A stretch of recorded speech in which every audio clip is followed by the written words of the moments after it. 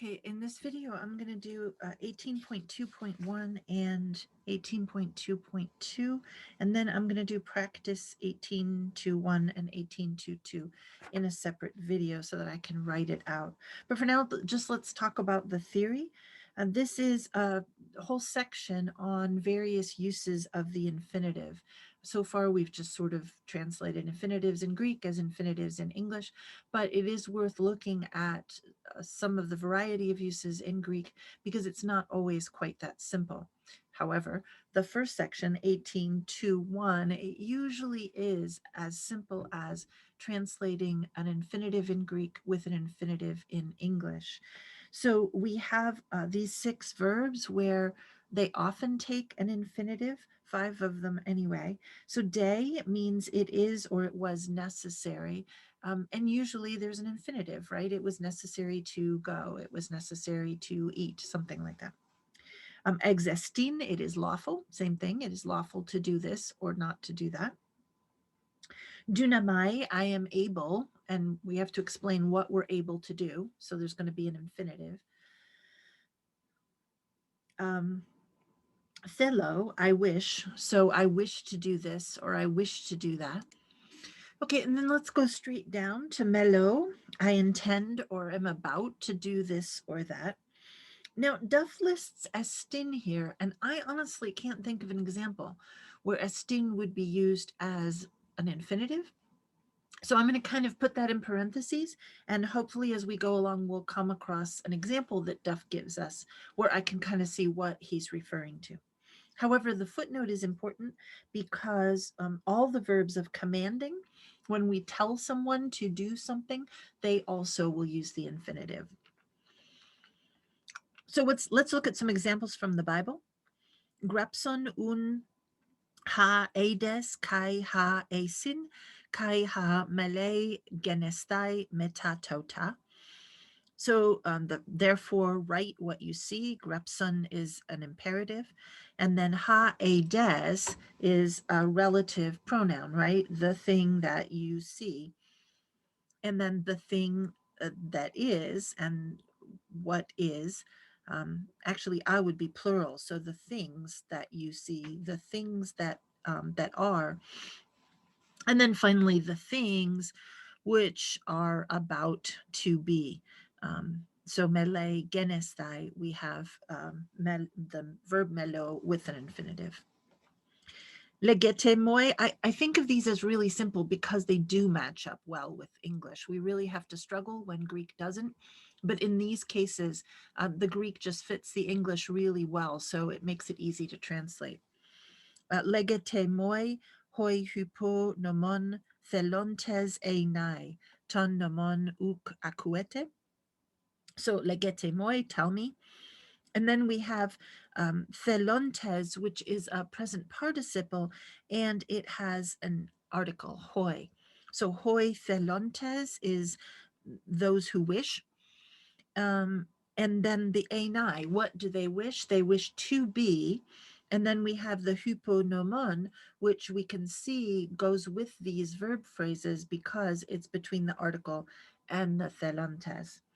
So those who wish to be under the law. And then ton namon uk akuete, do you not listen to the law? Do you not hear the law if we want to bring out the accusative? 1 Corinthians 10:23, panta existin al u panta oikodome. Everything is permitted, existin panta, everything is permitted, but not everything builds up. I'm not sure why Duff has included this sentence because there actually isn't an infinitive here.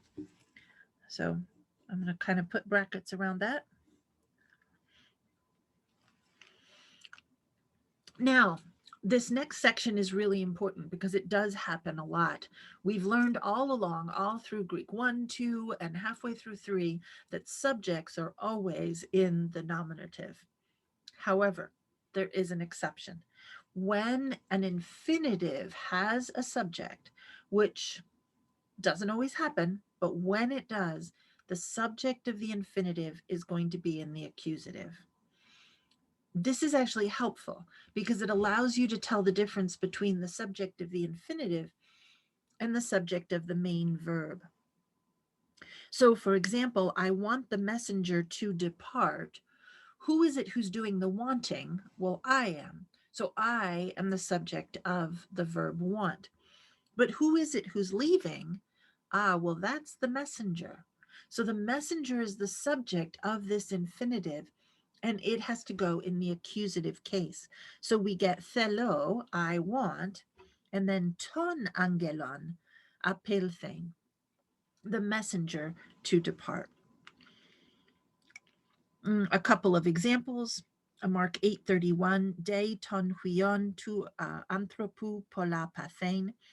It is necessary for the Son of Man to suffer pathain, and then pola, many things.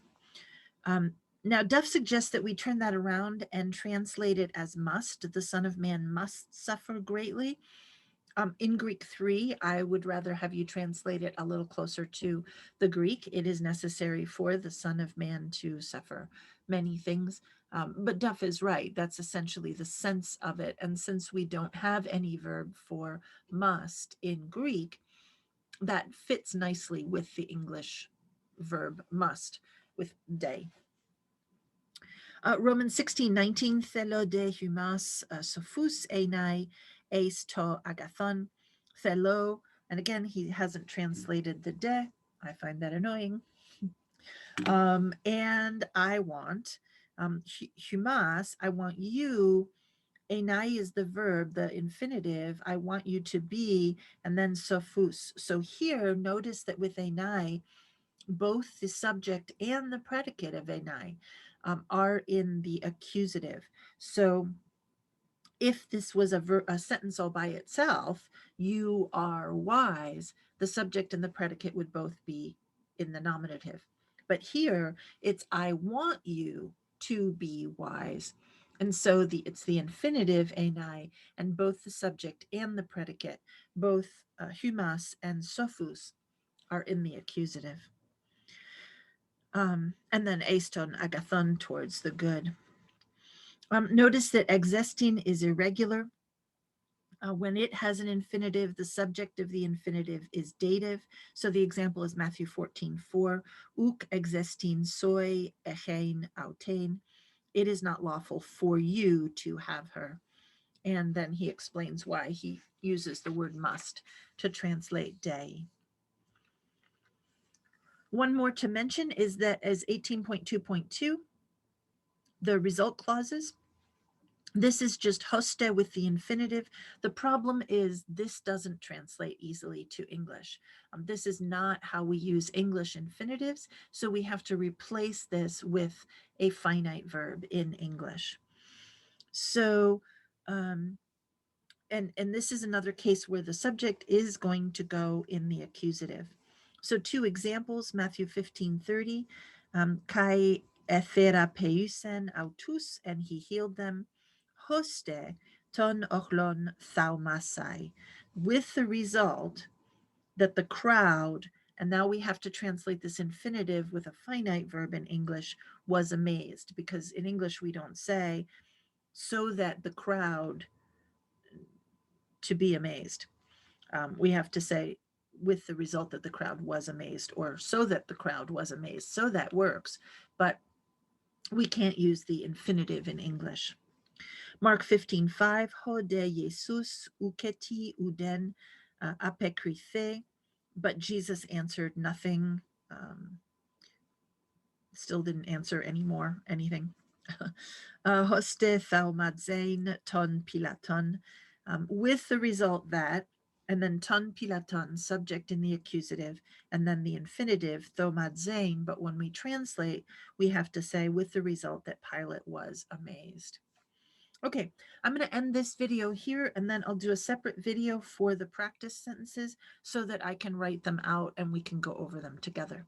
See you then.